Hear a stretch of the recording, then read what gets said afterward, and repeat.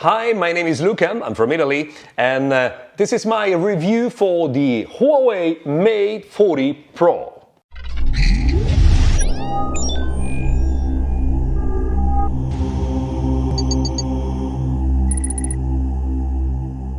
From Italy, from MrGadget.tv, my review after 2 weeks using the Mate 40 Pro, which is an astonishing product with incredible specs and very good performance.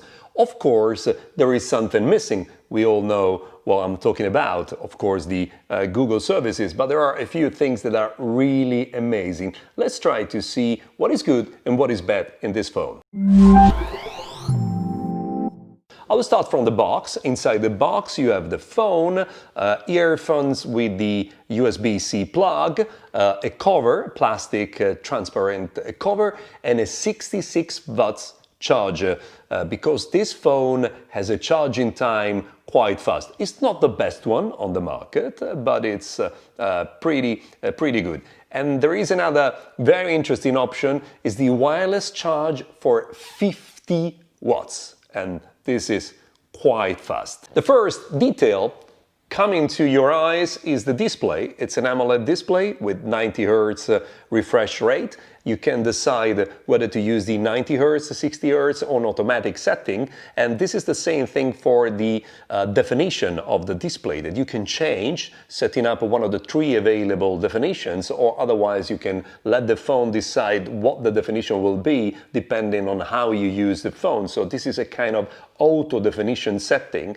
that of course help you to save the battery. But after all, the visibility, readability of this display is really gorgeous, even under the direct sunlight. So thumbs up for the display. The platform, the processor used for this phone is really a strong choice from Huawei. It's the latest Kirin 9000. It means that it's a octa-core processor, very powerful, with 5G capability, with 5 nanometers process. It means that it's very fast, it's not so energy hungry, and with the 8 GB of RAM, it's very fast whatever you have to do.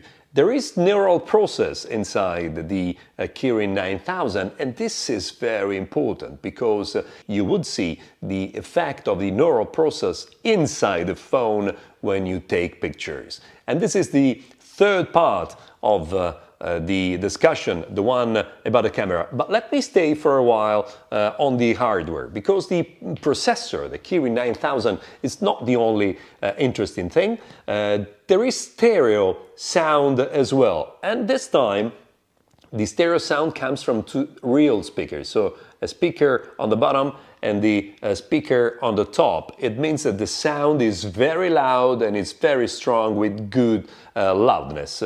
The other thing is that instead of what Huawei did in the past, now the earpiece is a real earpiece. There's not the sound coming through the display, and this gives you a much better result when you're talking on the phone.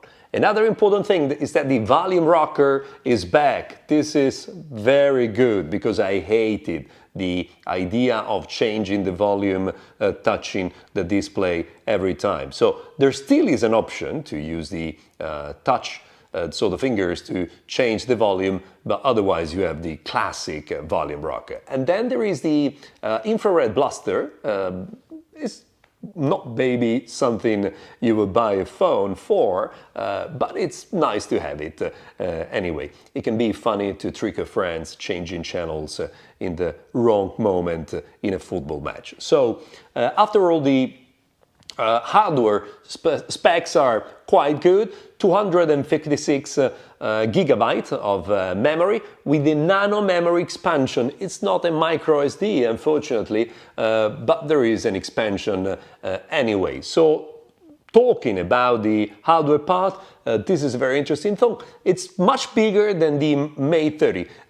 This is something that it's quite weird because the Mate 30, from my point of view, was much nicer than this one, which is taller, larger, and even thicker. But even with those details that I don't really appreciate, the phone is pretty good. And the matte finish on the back with this change in gradient colors is very, very nice. When we talk about a camera, we should talk about artificial intelligence first, because in this phone is used in a heavy way, and the results on the picture, it's really outstanding. I try to take pictures with very strong backlight, and the artificial intelligence was able to correct the exposure of the picture with final perfect results, with details of what was behind the backlight that are really incredible. Of course, as usual, the colors from Huawei are a little bit saturated, maybe too much. I really love the natural colors of the iPhone, so this kind of colors for me are a little bit too much. But the ExoMark gave 136 points to this camera, so it means that it's a very good solution. And it's a good solution even if you use the wide angle or the zoom with the 5-pair optical zoom, which is really good. Take a look at the pictures now and you will see how good is the result with the telephoto lens. The main camera is a 50 megapixel camera, quite powerful. I have to say that in this case as well, when you shoot videos, the result of the colors are incredible. Front camera has 13 megapixel. There is a time-of-flight camera as well, so it means that when you have to record a video or take a portrait shooting, the result is pretty good. We have to say that there is an infrared camera as well, so it means that you have a 3D face scanning, so it's very secure when you have to unlock the phone with your face. If you want to unlock the phone with your fingers, there is a fingerprint scanner under the display. But we were on the camera. Even with the front camera, the results are very good, and you can take a look now at the pictures and the video that I've taken in these days. Really, really amazing. Battery life. There is a 66 watts charger inside the box. It goes from 0 to 100% in 45 minutes. If you use a power delivery charger, it means that you go about 33 watts. It will take a little bit more than an hour and a half to charge the phone from 0 to 100. In 30 minutes, with the 33 watts solution, you get to 35% of your charge, more or less. There is a very powerful and fast 50 watts wireless charging, but it's difficult to find this kind of chargers with low price, so I don't know if this is a good option.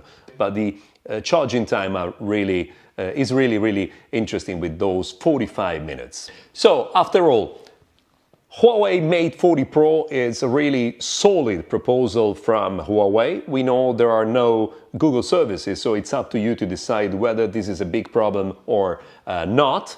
The camera is incredibly powerful, the screen is very good, the battery life, it's outstanding, and the charging time is more than outstanding. This is a very expensive phone, but honestly, it has everything that a customer would expect from a good phone. Now there are a few things to solve. For example, you don't have a solution to use the phone while you drive, like CarPlay or Android Auto. We miss a lot of apps, after all, in particular for ride sharing and a few other geographical located services. So Huawei has to work about this. But the general quality of this product is really outstanding. Please subscribe to the channel, put a comment wherever you want and whenever you want. Thanks for following this video clip. Arrivederci from Italy. See you soon. Ciao.